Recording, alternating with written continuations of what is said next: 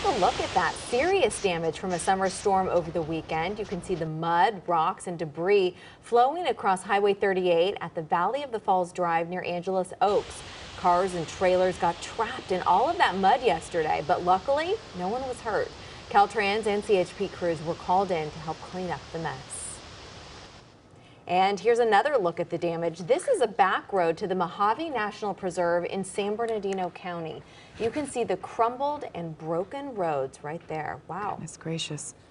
All right, Amber, I feel like the weather has been like a roller coaster over the past couple of weeks. I mean, we dealt with the heat, the intense heat for a long time, and then we get this humidity. I know, and we want some of that rain, right? But some of it is not drifting into our area. But at least we're getting something in the high deserts and also our mountain communities, and that's because of that very humid air that we're feeling for our standards. Not as quite as humid as the East Coast, but definitely some of that monsoonal moisture that is flowing in from the southwest. So temperatures right now, 72 degrees, so that kind of tells you how warm it's going to get once we head toward the afternoon. Our dew points are still in the mid 60s. This is for the Long Beach area, so it definitely feels a lot tropical. And then our winds are pretty light coming in from the northwest, about 6 miles per hour. So this is what we're seeing right now with all that humidity that continues to push in from the southwest. This is what's brought us those afternoon thunderstorms and showers over the weekend. So that's why a flood watch is still in place until late tonight, especially for all of these areas in the higher elevations and then also including the Coachella Valley. So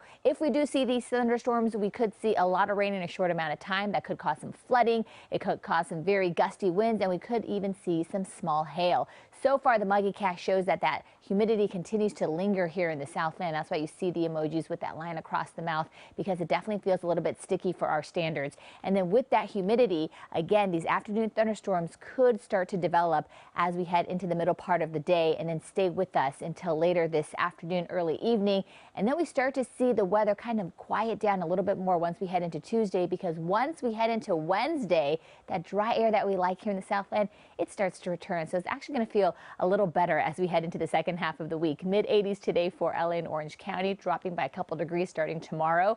Valleys will be in the upper 90s today and tomorrow, and then second half of the week we start to see those mid 90s return. Inland Empire mid 90s pretty much for the next few days. It's not until the weekend we start to really warm up into the upper 90s. And in the beaches, you're pretty much staying in the mid 70s from now through Friday, and then the high deserts upper 90s today and tomorrow. There is a chance for the high deserts to see those afternoon thunderstorms, and then by the second half of the week you could see the return of triple-digit heat. And our mountain communities also scattered showers possible this afternoon. Temperatures topping out in the upper 70s. Back to you.